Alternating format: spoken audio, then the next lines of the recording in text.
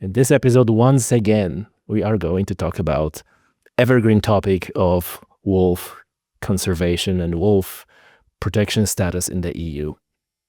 And you folks might remember back in 2023, when we knew it's going to happen, the wolf's going to be downlisted in the EU. I recorded a mammoth episode number 163 with 5 guests to try to present a balanced view, and a balance in the way from maybe particular voices were not especially balanced, especially in some cases, but overall the idea was to present the whole spectrum of views on the downlisting of wolves in the EU.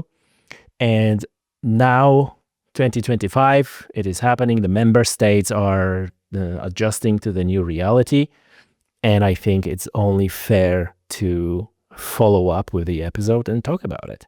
And obviously we do that because this is Conservation and Science Podcasts, where we take a deep dive into topics of ecology, conservation, and human-wildlife interactions. And oh boy, human-wildlife interactions is going to be today. In other words, I'm trying to make you listen to people you may not have listened to otherwise. And that means that sometimes you might hear the voices, views, and opinions that you might not necessarily agree with. But that's okay. That's what we do. So anyway, the topic is very often on the podcast. We recorded a lot of episodes, not specifically on the downlisting, but on coexistence with wolves, large carnivores, etc., etc. And my view, and this is why I recorded that first episode, was that all the views that we hear are very biased. So on one hand, you have environmental NGOs who goes like, oh my God, this is the worst thing ever. The wholesale slaughter of wolves is impending. We're going to be back to square one. And then there are people who's like, oh, this is great. This is fantastic. This is, even Face published an article that would say, good news for wolves, which I thought is like squarely on the opposite side of the spectrum, because how come it's a good news for wolves? I wrote a blog post about it. And not long ago, my attention was drawn to an article titled, Time to Stop Crying Wolf, on both sides of the debate. And I go like, yes, this is like, how can I not come up with that title myself for the blog? Because that is exactly what I was thinking, like why we cannot have like a balanced conversation on this. And it turns out that this was like a pop article, an introduction to a paper or letter, but for all intents and purposes, it's like a scientific paper titled, Now What? The Conundrum of Successful Recovery of Wolves and Other Species for European Conservation.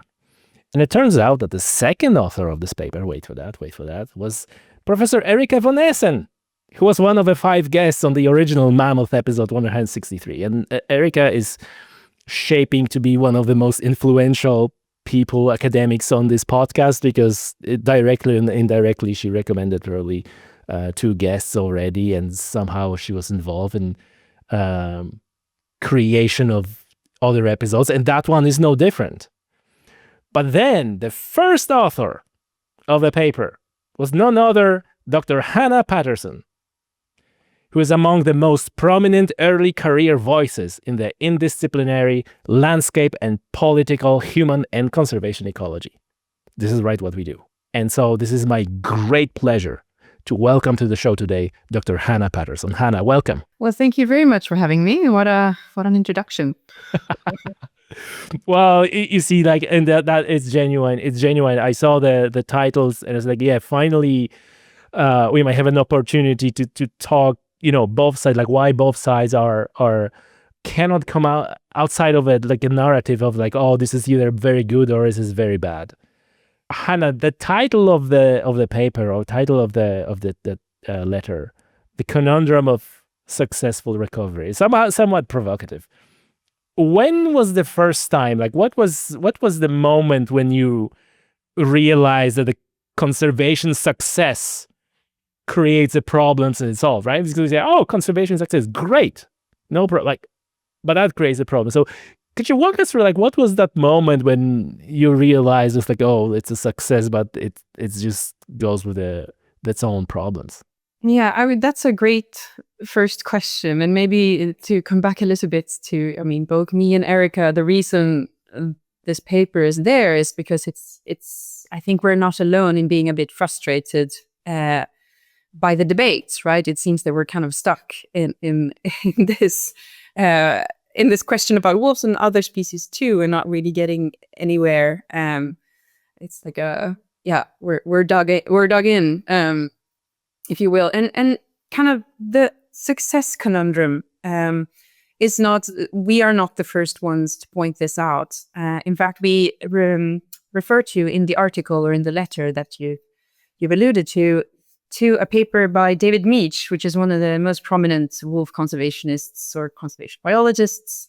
He wrote about this in 1995, in which he kind of warns about, the biggest challenge, I can't remember the exact quote, is not how to kind of get wolves back, but how to manage them, how to ensure that we can get coexistence, right?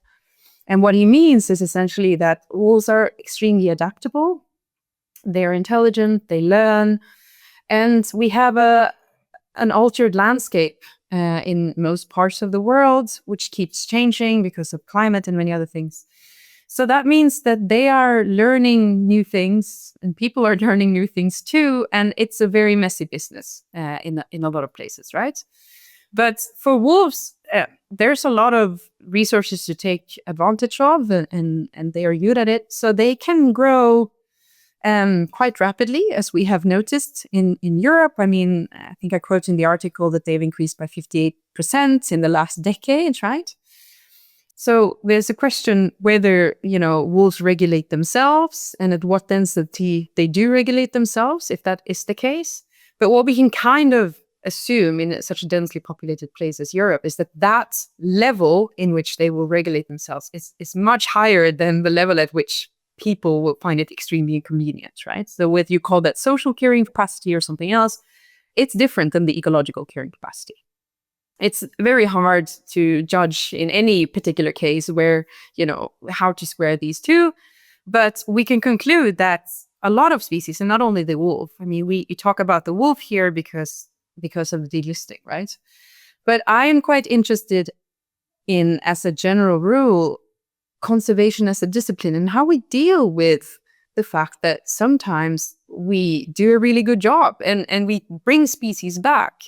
And then where do conservation transition into something else? And what do we call that other thing? Some people make a distinction between conservation and management. I wouldn't say that. I would say that both are the same thing, right? But where do that shift happen, both in terms of management, the conservationist, but also psychologically for a lot of people? I mean, some folks would argue that this shift has already happened with wolves. Now we have enough, or at least in certain areas. That's very much a controversial issue. But the public perception of which species are threatened doesn't necessarily catch up, or might not be aligned with what the ecology is saying. So we have a lot of disconnects here. And what we talk about in the article as well is also that conservation as a discipline is not necessarily designed to deal with success. Conservation as a discipline is designed to kind of save stuff, and not necessarily to, I'm being a bit simplistic here, but not necessarily to deal with the stuff once they're saved. Then we kind of move on to the next thing. That's the theory, right? It's like, okay, now this species is no longer red listed. That's great. Let's move on to the next thing and invest our efforts and resources there. That's not exactly how it works in real life, but I think you get what I'm trying to say here. You use that phrase crisis discipline, that conservation is a crisis discipline. Yeah, and it is. And we are also, if I include myself in this, it's a discipline that it's very much about kind of battling for the minimum viable population, the minimum area that we need in order to save a species, with minimal amounts of money and minimal amounts, at least in the past, of power and influence, right? But those things are also changing now. And there's a lot of powerful conservation organizations and regulations, and a lot of that is extremely good because we need that legislation to support conservation and to deal with all the challenges in this day and age. But what this paper is trying to argue is that we need to start thinking a little bit ahead. So that means that if we're going to bring a particular species back, or if we're going to bolster or support in different ways the return and expansion of a species, we must really think many more steps ahead than we are doing right now, and be a bit more flexible in how we are approaching this. Because the only thing we know about society and nature and ecosystems on the planet is that it will keep changing all the time. All the time. I mean, climate change is going to reshape our landscapes in many different ways. People are going to move, animals are going to move. It's going to keep being extremely messy, where, you know, we're going to interact with each other and we're going to have conflicts, and other places might, you know, have better conditions for that.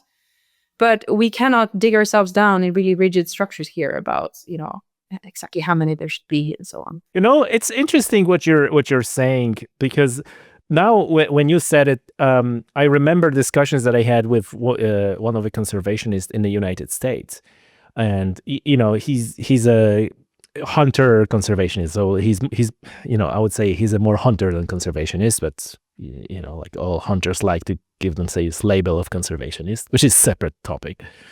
And he said that conservation, like he's adamant that conservation involves sustainable use, that sustainable use is part of conservation, which is, I'm not saying that that's what it is, but it is kind of like what you're saying, like the conservation might be only like, okay, the species is in trouble and we recover that species, and once species is recovered, then we just, you know, job done, move on to the next thing, and then somebody else is left with the aftermath. While definition of conservation as something that involves sustainable use of natural resources, to use the full phrase, seem to be somehow addressing that concern. What are your thoughts? Yeah, I mean, the use of wolf is, of course, and many other species too, for that matter, is of course extremely controversial. But I think what is important to think about is that non-intervention is an intervention itself, right? And in the case of large carnivores, not intervening and letting them just do their thing and go where they want, it does produce a lot of impact on both people, but also other species in the landscape, right? And some of those might be really great, or at least for some people or species, and some of them might not be. So whether we call that use, or whether we call that lethal control, or other types of management, including hazing or excluding areas through fencing, or whatever it may be, those are human interventions. And I would argue that it's unavoidable for us to kind of impact species and having, you know, them impact us as well. There is no such thing as, you know, a natural balance that will happen if we just let these species do their own thing. I mean, I would argue that such a balance has never existed, because again, I mean, there was a massive ice age 10,000 years ago, and now the ice isn't there, you know, like where do we strike that natural balance? What baseline are we going to use here? So where does that leave us then? Well, we have to, you know, do stuff to minimize issues as much as possible, but that's really messy, especially if we don't have a template which we can navigate against, right? Because I would argue, and I work at a research center that's called the Center for Anthropocene Biodiversity, where we really look at how biodiversity is changing. And we have archaeologists here and historians and people looking far into the future. And what we keep concluding over and over again is that baselines don't work. It's really interesting to look at the past and understand what was there, and we can be inspired by it and learn from it. But we cannot use that as a template on where to go next. And that just means that it's really difficult to come up with exact numbers of how many whatever wolves or something else we're going to have, and, you know, how we should manage them. Because I'm delighted to hear that, because one of the blogs that I wrote was like the myth of historic range, because that's another one that you often hear, like, oh, historic range, they didn't come back to history. Like, okay, when do you put that point on the time scale of a historic range? When was that historic range that you're striving to, right? Was it Pleistocene? Was it and one of the arguments that I heard, which I think was very good, that in terms of Americas or Australia, you can say like, okay, maybe European contact, that's sort of like a history which makes some sort of sense, right? It doesn't make any sense in a from the perspective of climate changing itself, like it's like ice ages and so on, but at least something. But in the context of Europe, it's very hard to say. Another thing that struck me, what you were saying, like when you say, oh, we don't intervene, right? And then it's like, okay, so who are we? Because like if we don't intervene with wolves, like someone will intervene. Like who like there's always some. So I'm delighted with to hear that you say this is like very fluid. It's just like, I don't think that many people realize how fluid that is. Yeah, and I mean, we do intervene in so many ways that we might not even think about. So there's an author I really like called Emma Maris. She wrote a book a while ago called Wild Soul. So she argues in there that the wolves that she was studying, which was in Oregon, is less wild than your average street dog, right? Because they're studied all the time. They are marked and recaptured. They are, they have collars on. They are kind of shield, corridor through the landscape and so on. And so I'm not saying that we shouldn't do research on the wolves, right? We definitely should, but everything we do is impacting these animals in unpredictable ways. They are changing the behavior because of it, whether that is through, hunting or research and other things. It's impossible to not intervene and to not affect them. And I mean, let's say in theory, right, that we manage to protect all of our livestock really, really well, right? So I don't know, through some miracle of technology or fencing all of them or something like that. Well, and then, wolves would eat the prey that was available, and eventually, the prey base would run out, not necessarily in number, but simply because they have big habitats, right? So the habitats would fill up, and wolves would die of, other causes, starvation or fighting amongst each other or other things. And that partly because, there's no more prey for them, which could have been accessible if we hadn't fenced all of the livestock, right? So David Leach talks quite a lot about that, is that, if we're really good at fencing our livestock, maybe wolves will starve because of us. That's a bit crude, right? But it's, that's a good a certain of truth in there, because whatever we do, it will impact wolves and they will impact us. I'm here not suggesting that we shouldn't protect our livestock. Of course we should. And it would be really fantastic if we could decrease livestock mortality to nil. But I just think that this hard categorization between, intervention, as in everything is wild and wonderful, and the only thing we need to do to make that happen is to not lethally control wolves, for example. That just isn't a reality. Everything is, I'm sure this has been mentioned so many times on the podcast, but it's a continuum. It always is a continuum, right? Exactly. Hanna, listen, so we are going to the Habitat Directive, right? I don't think that Habitat, like anything, was downlisted under Habitat Directive before.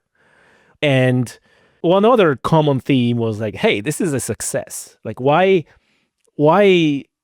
especially conservation organizations are, crying wolf in their quotes, that this is like, why are we not celebrating this success? So could you tell us maybe how did that happen? That we never had any conservation success before. That never, how it can happen that something that important like as EU Habitat Directive never downlisted anything before, and is it related in any way to what we see now when something finally was delisted, that anyone who you would imagine be happy about, because I can understand livestock farmers, I can understand goat breeders, I can understand perhaps hunters and their hunting dogs who are not happy with the recovery of wolves. But NGOs, they should be like, yeah, they're recovered, great news. We don't need to have them strictly protected now. They're just going to be protected. Yet the chorus of voices where, you could imagine like it is almost like a mandated extirpation of wolves It's a very open question as always in this podcast, but your views on the habitat directive and why we couldn't just celebrate the success, which it is, I think. And of course, what is success? Many people would argue that we haven't succeeded yet. There's a lot of places in which wolves are still threatened and so on. It depends on the scale and many different things, right? But I think maybe to begin with, there's a lot of fear on all sides, right? There are legitimate fears that many, many more wolves will be shot, that certain countries will use this delisting to shoot more wolves. Very important to emphasize, though, is that you are still, as a country, required to maintain a favorable conservation status. So yes, more wolves may be shot, but again, favorable conservation status, you have to maintain it. So that means that, wolves will not disappear or be extirpated and so on. And there are new guidelines for how to determine what is the favorable conservation status that are coming out as well. We can talk more about that later. But to kind of, why aren't people celebrating more? I mean, that partly relates to in the public sphere, that people really do believe in a lot of places, or at least a lot of people that I come across that aren't in this field of research, people still think that wolves are threatened because that is the view you're getting all the time from conservation NGOs, from media, because they have been for a very long time, right?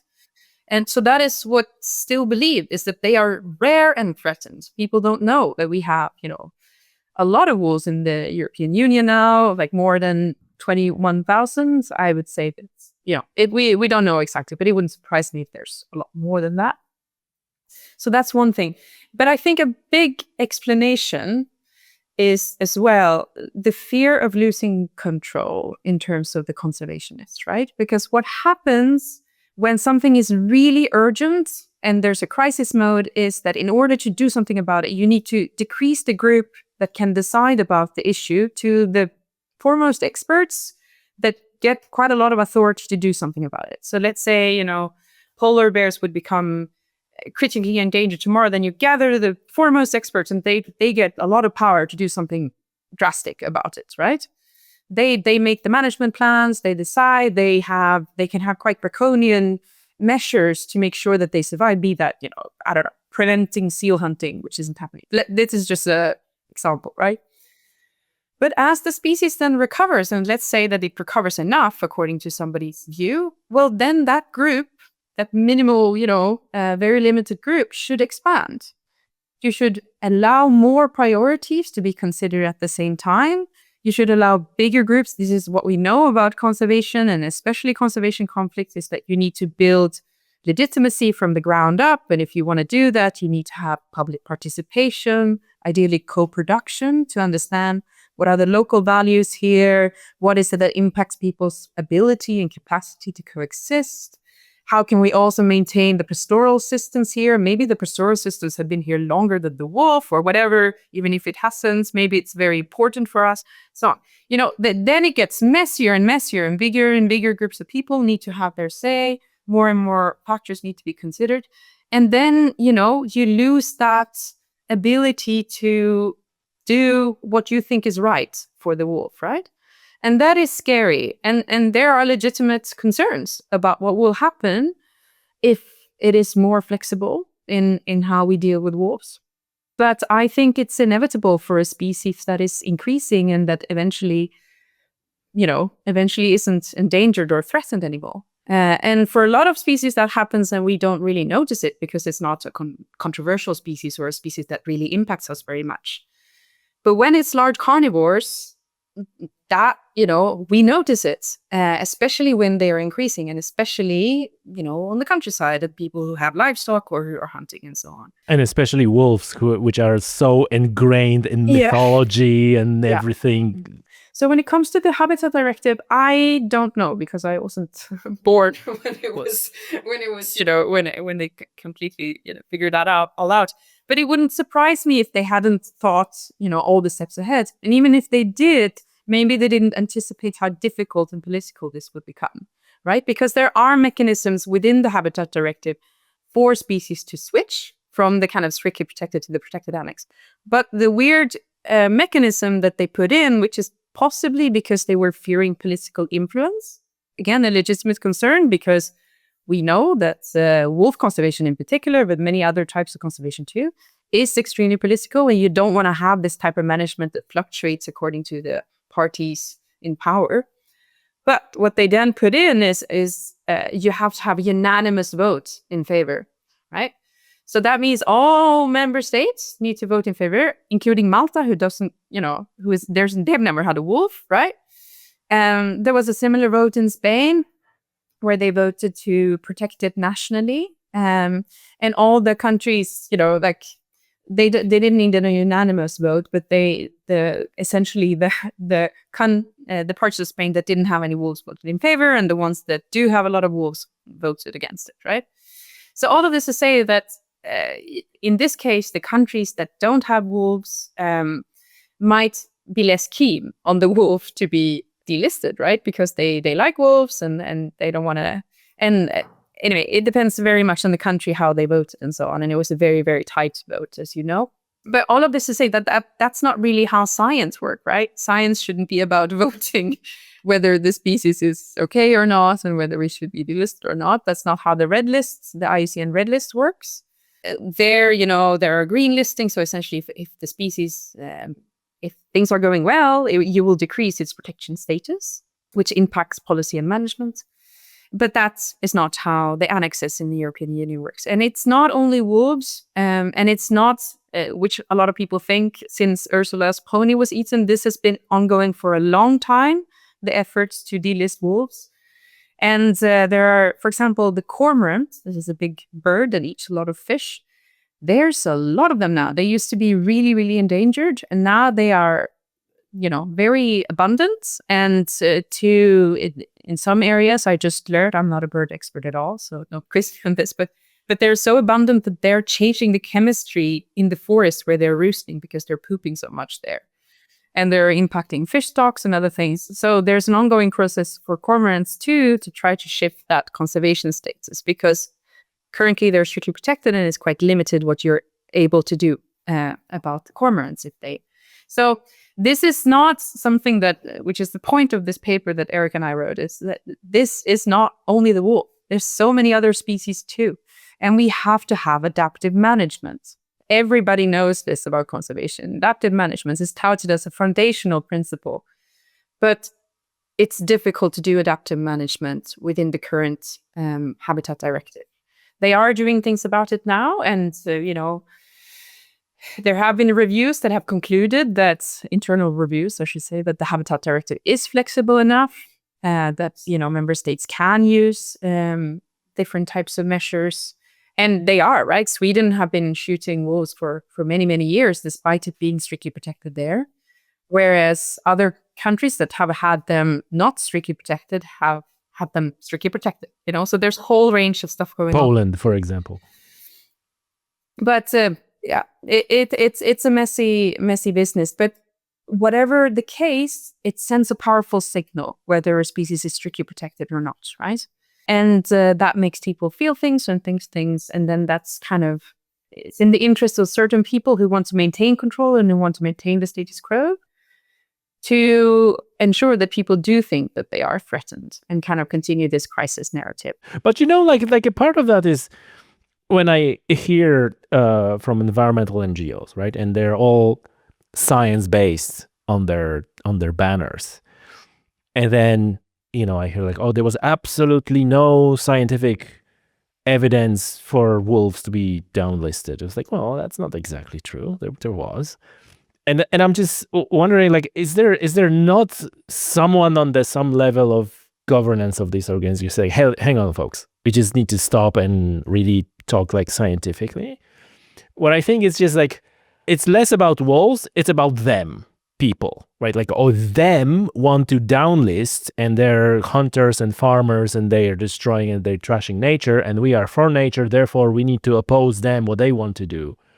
And then it starts this whole campaign, which is like, borderline hysteria. And I'm just, that is the part that upsets me, because I think that these organizations, and, all things considered, I think that I'm on the side of these I'm not on the side of organizations, but I'm on the side of restoring nature and conservation and acknowledging that some animals and some are problematic and cause problems to farmers and so on. But I think that overall they're losing credibility without, in the sense like saying like, hey, we recovered wolves like a lot, probably more than we could think of, and therefore this is justified. Let's just make sure this thing not gonna go off the rails, right? Because like you said, like countries are, they have to maintain favorable conservation status of wolves, but there's many other things that countries have to do and that they get not doing. So there, and you mentioned that in fairness, that there's legitimate concern. But I'm just trying to get into the thinking of the environmental NGOs, like that at some point this is counterproductive to their own good, because then nobody will listen to it. It's like, oh, you always crying wolf again. Yeah, it's a brilliant title.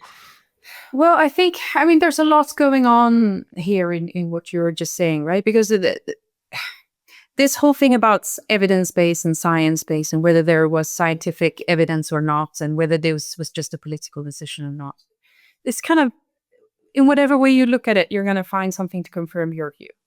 Because the thing about wolves and landscapes is that it's damn complex, right? So depending on the scale you are researching at, you will find the answers that you need, right? So if you look at a very localized population, for example, there's a population in Spain, in Sierra Morena, that is extinct. Bad, like if you focus on the fact that that has gone extinct, it's looking slightly dire. But if you zoom out across the whole country of Spain, I mean, wolves are, again, this is also complex because we don't have the data and people are doubting the data and so on. But there's somewhere between 2,000 and 3,000 wolves in Spain. That's not so bad. Then depends on whether you think that wolf population is an isolated, subspecies, or whether it's the same wolves as the other wolves that might come over from France and Italy. So I would say that the evidence-based, what evidence? Because as somebody, I've worked a lot in Spain for my PhD. That's where, the bulk of my perspectives come from in this case. I'm Swedish, so I also keep track of the wolf stuff, wolf conversations there, and they're very, very different in the different countries. But I from having followed the academic publications about Spain, you realize that there's no such thing as unbiased academic papers, because you will find two publications from two different research groups saying opposite things, right? Because, a lot of academics are also part of conservation NGOs, and, maybe there are also academics out there who are really keen hunters, whatever the case, right? We're all people and we all have glasses on, and we cannot help to look at the world with these glasses. It's very hard and almost impossible to be independent and unbiased.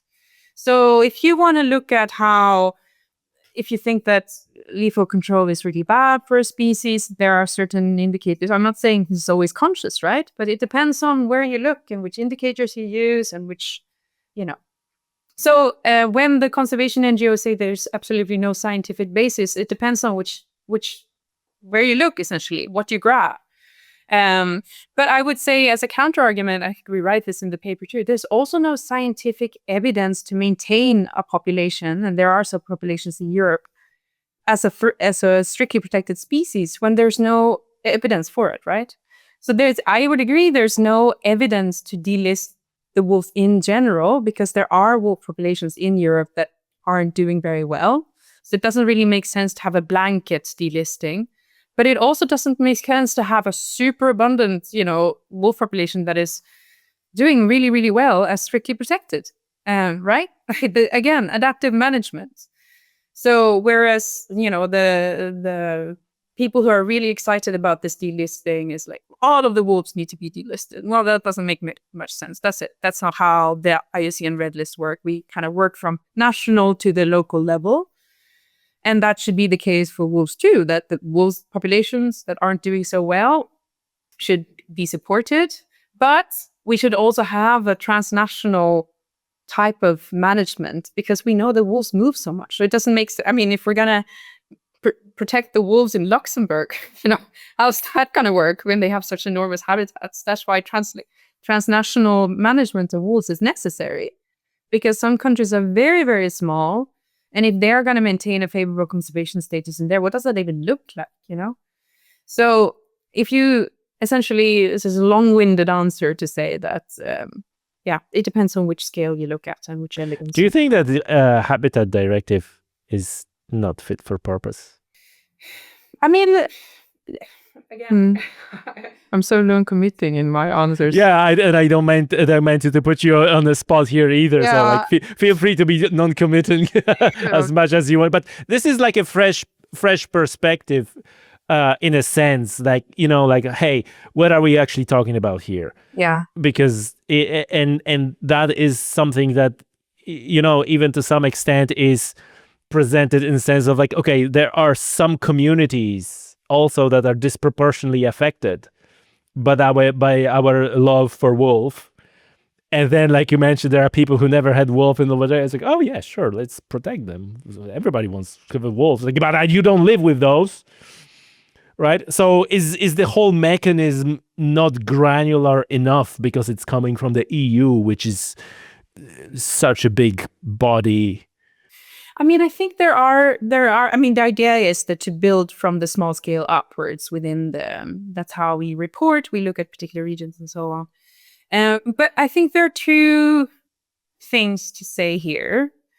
That the Habitat Directive came at a time when it was necessary to have something like that, right? That the European habitats and many species too are still, there's a lot of dire statuses out there in terms of how the habitats and species are doing. So we need some type of legislation to protect species and habitats and nature in general. And also now with the recovery, the nature restoration law, that can also be good. But that's a whole different kind of worms that we might get into. But and one can also conclude that it's achieved a lot of great things. The Habitat Directive has, right? And the Habitats and Bird Directives have been instrumental in the recovery of a lot of populations. So I definitely don't want to say that it's a rubbish piece of legislation, because it clearly is not.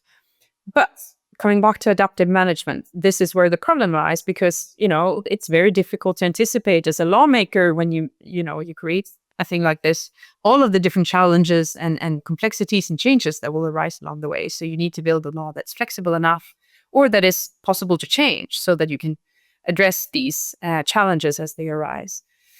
So that's a problem. And another huge problem is, how do you square different legislations or priorities against each other?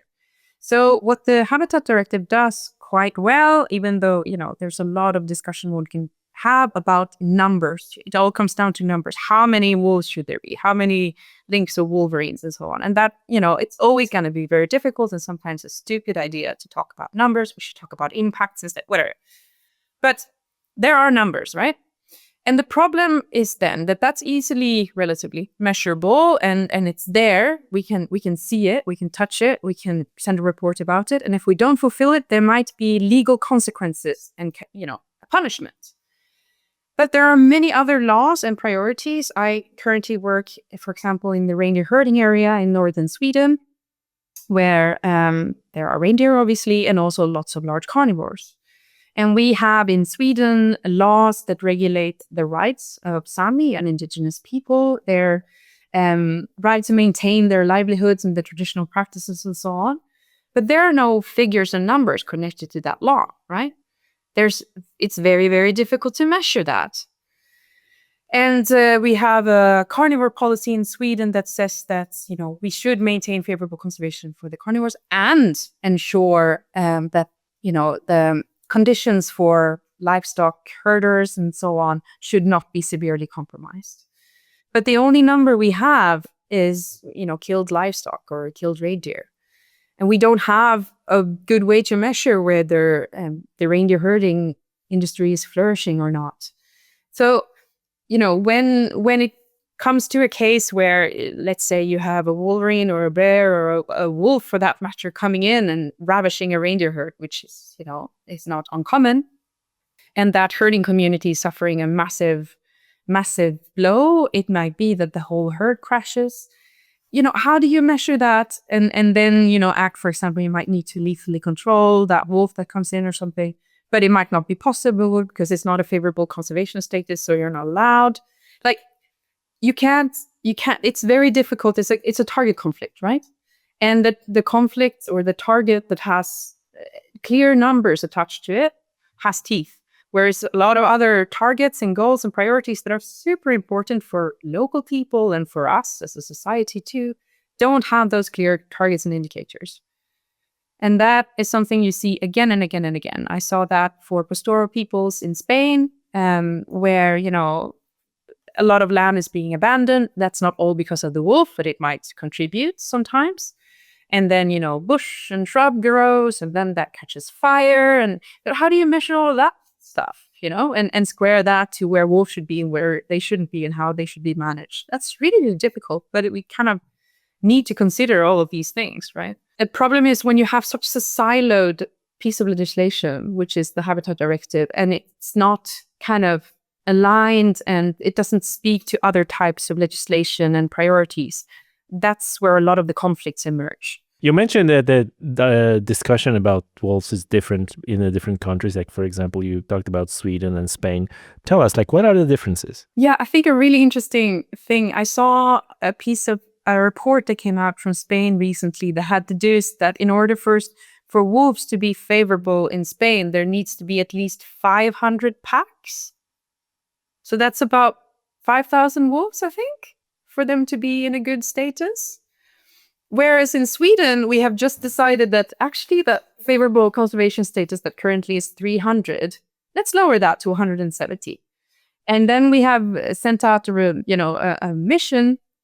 This is the Swedish government, by the way. This is a political decision. Then they sent out a task to some researchers and the Swedish Environment Protection Agency, essentially ordering them to find a way in which we can justify having 170 and that still being a favorable conservation status, right? And that is possible by tinkering, for example. Well, it could be possible if we get this many number of individuals coming in from Russia and Finland and so on.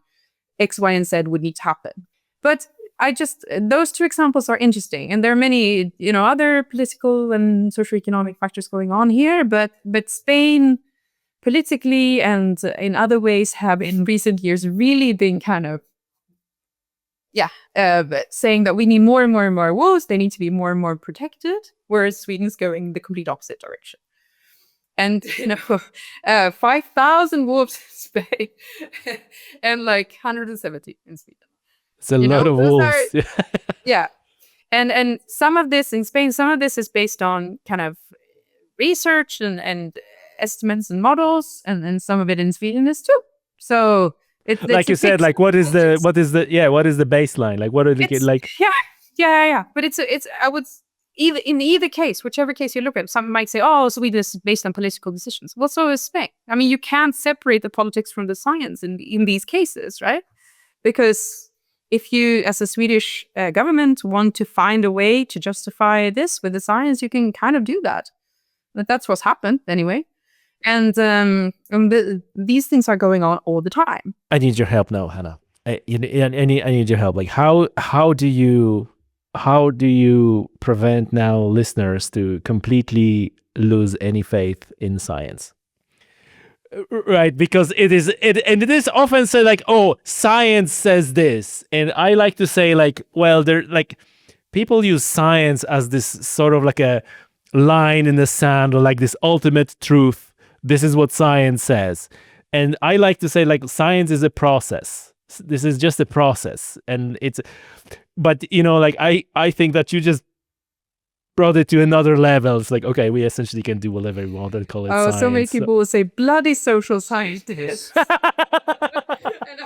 I would hate to be the person who gets associated with kind of scrapping science as a concept. That is not what I'm to achieve here. But I mean, science can help us evaluate different pathways, right? It can help us evaluate the impact of different courses of actions, different decisions. It cannot tell us what is right, because this is so complex. Again, we're gonna shoot no wolves from now on. Okay, then we can use science to model some things about how the wolf population will develop and how that might impact some people and so on. We can do the same for shooting a shed load of wolves.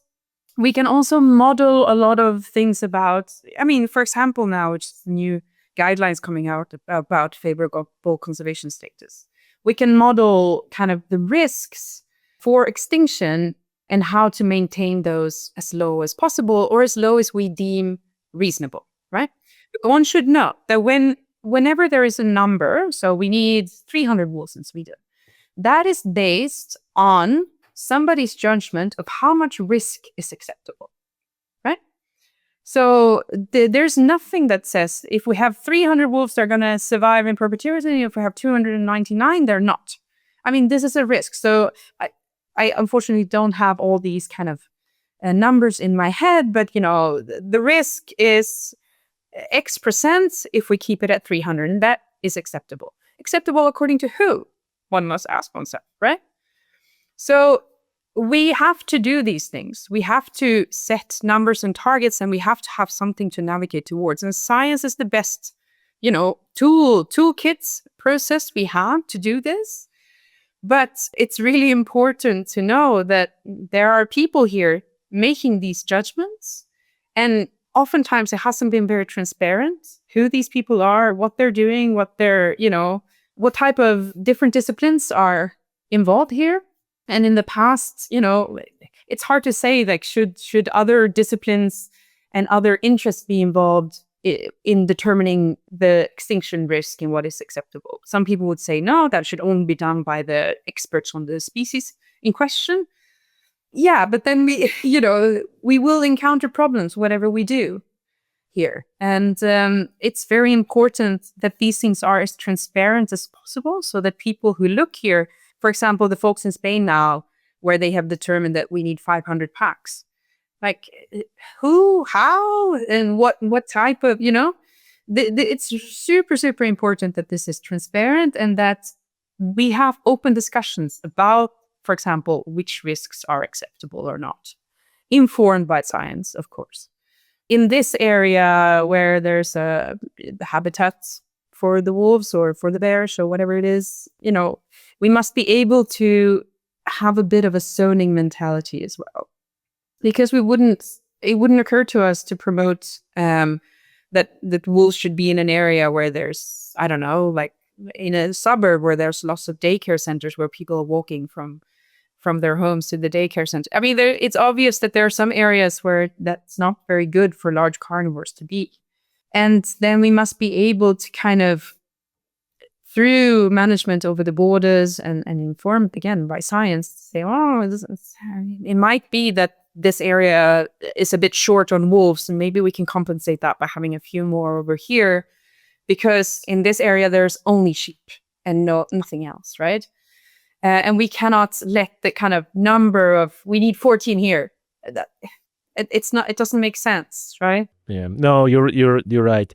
And what I'm getting is that it needs to be more localized, basically, and context specific. I guess that's the way to put it. And as a social scientist, I'm always promoting, building from the ground up, having local management and so on, understanding what the local conditions of coexistence is.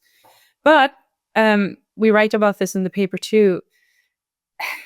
You also need to have a general legislation and a general view of things, because nobody's going to want enough wolves in their backyard, for us to reach the population target, because they're really annoying to live with in a lot of cases, especially if you have, pets or livestock and so on.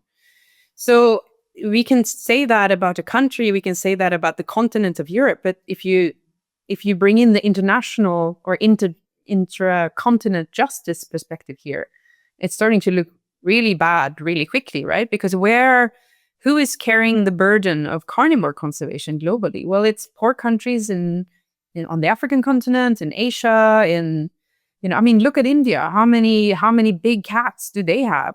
Plus wolves, plus bears, plus, elephants and a ton of other stuff. Oh, they have tigers. There are freaking monsters. I said, I'm okay with all the, draw the line on the tiger. This is just... And nobody would dream of in Sweden say, well, we should have some less tigers, that it's very easy to do that from a distance. But so kind of from that from that justice perspective, I would say, we should definitely have a much more carnivores in Europe. We have so much money comparatively and so much less, at least in Sweden, right? We have much less people, a lot of money, a lot of game, a lot of woohoo. We should have much more. But then if you look on the ground where I'm working now, for example, we have in the northern part of Sweden, the northern half, an indigenous population and a traditional practice that's been ongoing for millennia that's hugely important and that is valuable in many, many different ways. And if we're going to like unleash, and double the carnivore population, it's unfeasible, So you have to be able to think about many things at the same time, the local scale, the international scale. And yeah, we need science and targets regulating all of these layers and scales.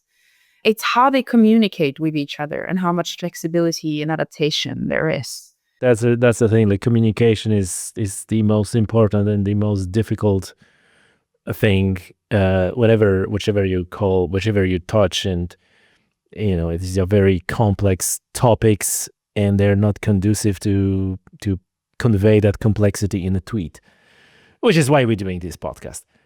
Hanna, overall, from what you see now, once the wolves are they're not delisted, they're downgraded in their listing. How is it going? Are the worst case scenarios are starting to play out? Are the best case scenarios, as in, we're gonna improve coexistence because now people have this sense of agency, something that we spoke about in the podcast also many times, that and I remember in episode 168 when we were talking about coexistence with wolves in Estonia, the one thing that Helena Russo, who was our guest, said that the moment you take away people's agency to do something about their problems, that's when the hatred of wolf is born. So that's a good thing. That overall, from what you see, is everything going in a good direction? So like, okay, nothing to worry about right now, or do we see this like an initial, like, let's kill all the wolves now because we can? I think there's a bit of a lag time in the legislation in general, because the countries now need to kind of incorporate this into law, and there's it's about a lot of work that has been instigated because of this to develop more guidelines and so on. So there might be more coming, and I might have missed something, to be honest. But I wouldn't be surprised if not much changes, to be honest, because again, I want to emphasize that for a lot of countries, they've already had these species as only protected, if you will. And, some countries from political decisions have decided we're not going to hunt them, even though they were protected and they were able to hunt them. So some countries both had a favorable conservation status and only a protected status. And so the possibility to choose them, but chose not to. So it's completely up to the member states to do what they will about this. They can choose to maintain the population strictly protected. So if the political and public direction is to maintain strict protection, that's what they will do. And then not much will change in that regard. There might be other countries that will, spring to this opportunity and start, shooting off more wolves. Again, only until favorable conservation status. They cannot go under that. I haven't seen any news about now we're gonna, shoot many, many more wolves. And even before this, Sweden has been, as I mentioned before, shooting quite a few wolves, even though we had strictly protected status. But you can now for €1,300 go and shoot a wolf in Spain. Yeah. Oh my God, trophy hunting is back. Yeah. So, in Spain, even though they have a lot of wolves, so when I was doing my research there in 2020, I think it was, the wolf was in the area where I was working. It was on Annex 5, so that means protected. That's because in that part of Spain, they were never extinct and they were doing really well. And I was in the area that was one of the densest wolf populations in Europe. And from there, the wolves expanded to the rest of the country, right? Lots of wolves there. And since then, when I was doing my fieldwork in 2020 and in 2021, I think the decision came to protect them there. not because anything had changed in their status, but because the country decided, or the politicians decided, that this is a species that is culturally valuable. That was the motivation. So then it's protected according to the national legislation, right? So these things will still happen in the member states, depending on what they want to do. So do you think that the whole discussion, this massive discussion on about the lowering protection status of wolves was totally overblown? I think so, to some degree, but it has a really strong symbolic value, because one of the statements that I've seen a lot is like, we're dismantling the Habitat Directive, right? Like this is going to mean that we are dismantling the protection for a lot of species. And then from the other hand, it was like, no, we just fully implementing Article 15 of the Habitats Directive. Yeah. Yeah, I mean, it might blaze a trail for other species to be delisted, and for some species that might mean significant changes. I don't know, this is a bit unpredictable still. And also, we don't know what's going to happen if, more wolves are shot or lethally controlled, or if other things are done. We don't really know how any of these things are gonna play out. So what we need now, and what the wolf experts, the ecologists, which I spend a lot of time with actually, or with whom I spend a lot of time at conferences in different places, what they're saying is like, well, we'll see. But what we really need now is research and monitoring cross borders to understand how all of this is going to play out, right? And according to the research and the results coming out from that, we can make better management and we can adapt as we go along. So what happens when you decrease the protection status of a really, really controversial species like this? We haven't done it in Europe before, so let's see how things play out. If it's catastrophe, well, then we can reverse it, or we can, hopefully do something about it. And I see no chance that the European population would enable or would endorse the wolf to become extinct again. There's no chance of that. I really don't think so.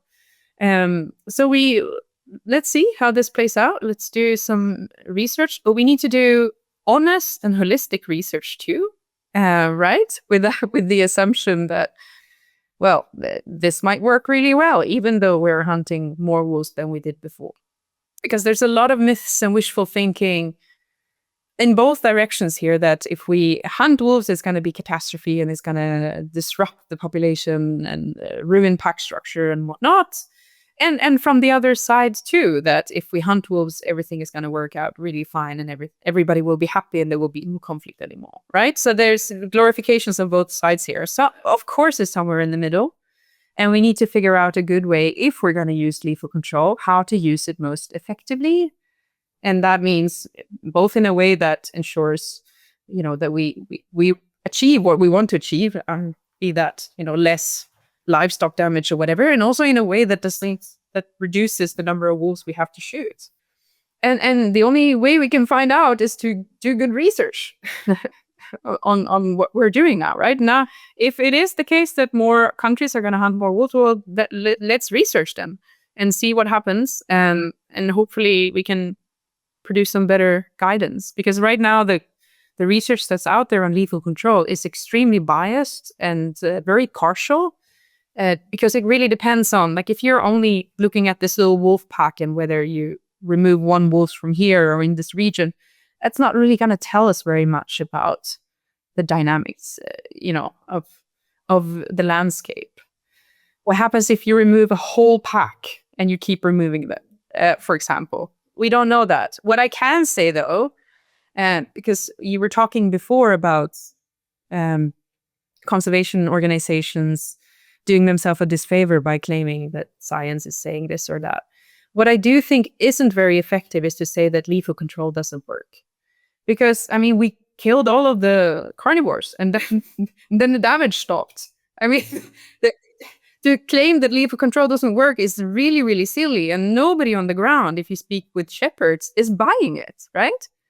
And of course, lethal control may not work if you shoot one wolf in a pack and leave the rest of them around. Of course it wasn't. And that may disrupt pack structure and actually make things worse. But I can say that from the Swedish reindeer herding area and Finland and Norway too, where we keep wolves out, well, there are no wolf lethal, the wolves aren't killing any reindeer there. They keep killing the reindeer in the buffer zone, and then they keep shooting them there, and they keep shooting the wolves that are coming in from across the borders. And I'm not saying that's a great way to go, but I'm saying, the number of reindeer killed by wolves, of course, it's almost zero. And thank you for this like a no nonsense approach. I really appreciate that you're saying those things, because it's like I found like not often you can hear the this is, of course it works. I have to follow up with one more question, especially social sciences. What's your take on the opinion that maybe like even if you go and shoot one wolf, right, or two wolves, that's probably not gonna make a big difference, maybe even make things worse. But in your view, how important is that from the perspective of people who have this sense of agency, that I can do something, I can, the wolf killed my sheep, therefore we go and we kill wolves. And on this level, almost like a, very primal level, we've done something. We can do something about it. We have the agency, even though maybe in the grand scale of things, and if you do the research, like, it's probably not going to change much. But psychologically, how important that is? I think there are several things to say here.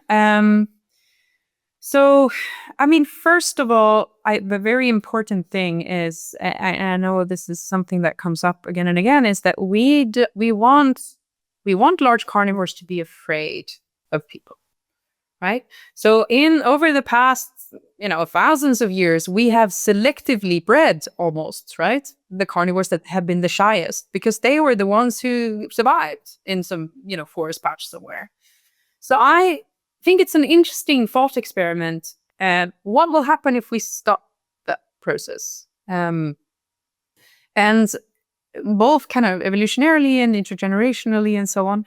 But we need to make sure that wolves don't think that humans are nice, and whether that happens through hazing or other measures, I don't know. But what I can say is, speaking to the people who live on the ground and who live with livestock and who have intergenerational knowledge of how it is to live with large carnivores, all of them kept repeating the same thing.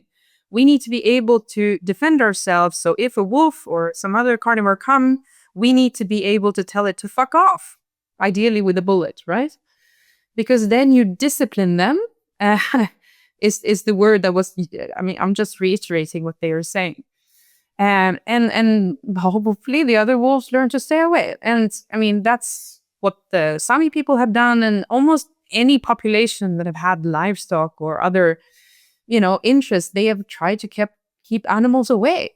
And the only way we know how to communicate with animals is through violence, oftentimes, right?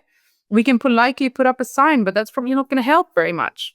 And we can maybe have sound or other types of hazing and deterrence and flattery and so on. That might work for some, at least for a while, but not in the long term. So, and then there's fences, right? But we need to be able to maintain some kind of fear in wolves. That's what local people would say. And I think they would say that, let me defend myself, right? But I don't think we can enable people to just go and shoot wolves willy-nilly, because it's always going to be really difficult to know whether there was actually a wolf attacking or whatever happened, right? So then the problem becomes, if there is a case where a wolf or a bear or something else has come in and starts, damaging livestock or threatening people or whatever it is, well, then we must have really, really fast systems so that we can react. Because if we then come in 5 months later and shoot some animal, that's not going to help, and that's not going to make people feel that they have more agency. It's just going to make them more frustrated, right?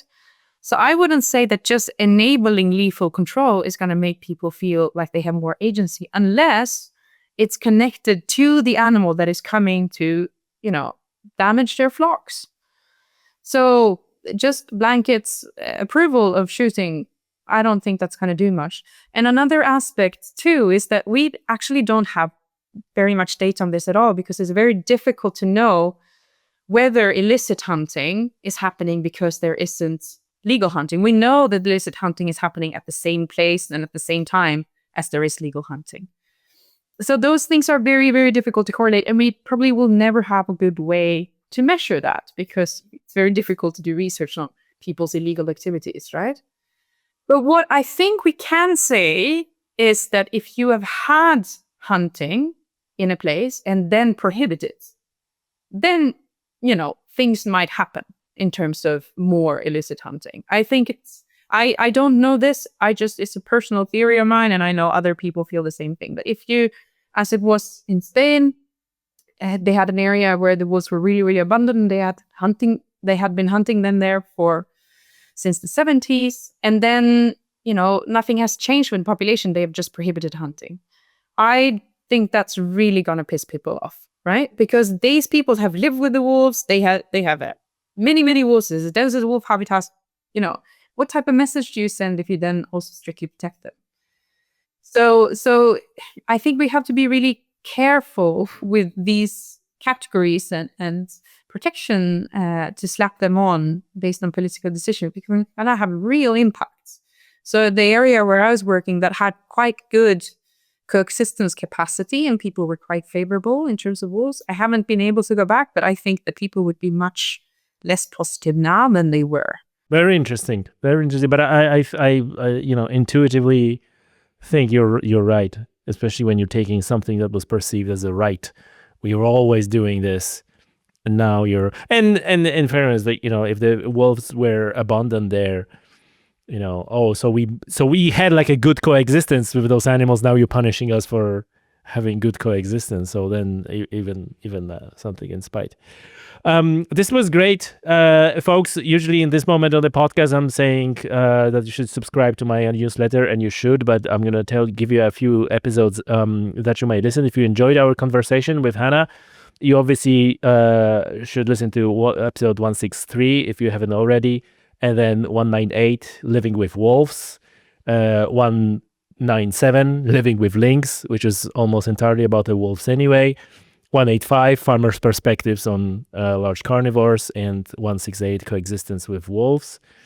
Obviously, I'm gonna link the article itself, the article in the description of the show, and it's gonna be in the newsletter as well.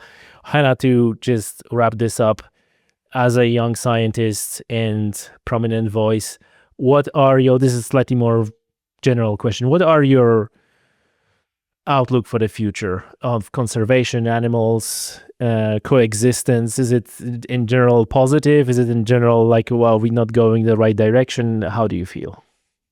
Wow. So again, I work for a center that looks at Anthropocene change, biodiversity change. And what we know and what we can see is that there is a lot of gain. Biodiversity is declining in many ways, but it's also increasing in many others, right? And that is both speciation, new species being created through hybrids and species moving and creating new versions of themselves, and also increases in many other places. And I just read a paper today that said actually the extinction rate in the last 100 years has declined. In the last 500 years, it's increased a lot, but in the last 100 years, it has declined. And then at the same time, we see these movements for nature restoration, right? And rewilding or wilding or whatever you want to call that, both in legislation in Europe and within the global biodiversity framework and so on. At the same time as we're seeing more and more discussion and acknowledgement that we can't look back, we need to think about the future and what pathways we're heading towards. And what that leaves is a very, very interesting space for me as a social scientist, right? Because that means that we as a society now have to chisel out some type of nature recovery pathway that enables us to live well with nature and all the different species that we might want to reintroduce or that we might want to expand and so on. But that also depending on what local people and national folks value, that we can fit in all of these things at the same time, right? So that is a big, messy, parcel of stuff that we will have to target collectively. And I mean, all of the research that is coming out now that has been used, for example, within the IPBES, so like the National Policy Platform on Biodiversity and Ecosystem Services, is really, emphasizing that we must work with or be led by indigenous people in local communities, especially in these areas that have been living with these species for a long time. What can we learn from them? And how can we use that knowledge to navigate towards the future? So, I mean, there's a lot of things that will need to change within conservation, because conservation has been a very rigid discipline, mostly, in the past, led by biologists. That's a very, very narrow segment of population. It used to be very male. Now it isn't very anymore, but right? It used to be white men mainly, since conservation was initiated. So what we know about the discipline now is that it needs to broaden. It needs to bring in much more perspectives from many different types of knowledge systems, many different types of people. We need to become much better at looking in tandem with other types of things that are going on. And we, most of all, must tackle the underlying drivers, right? Because conservation keeping very focused on, local, this forest here, this national park there, whatever. But the drivers of biodiversity loss is inequality. How do we, as a discipline, focus on those drivers? How do we funnel the attention of people? Because that's not very sexy. How do we focus the money there? These are large sums that need to go to, making people's lives less miserable and more worthy in a lot of places. So that's where we should be focusing on. And if we can do that, I think there are many, many positive trends, some negative too. But we should build on those positive things and hopefully, we'll find mutually reinforcing pathways for both well-being and nature recovery and other things too. I'm delighted that you said about inequality and connection with the biodiversity loss, because that's the subject of one of the coming podcasts in the near future for folks who are listening to this. Hanna, thank you very much. It's been great conversation. I feel like we need to stay in touch and do another one sometime soon. Thank you so much. Great. It was lovely to be with you. Before you go, since you stick to the end of this show, then first and foremost, thank you so much for listening and for watching. And if you enjoy what I do here, and I presume you do since you listen to the very end, you should subscribe to my newsletter. The link is in the description of the show, newsletter.tommysoutdoors.com. So get in there and you will get notifications not only about the latest episodes of the podcast, but also about everything else that is happening in the conservation and science world.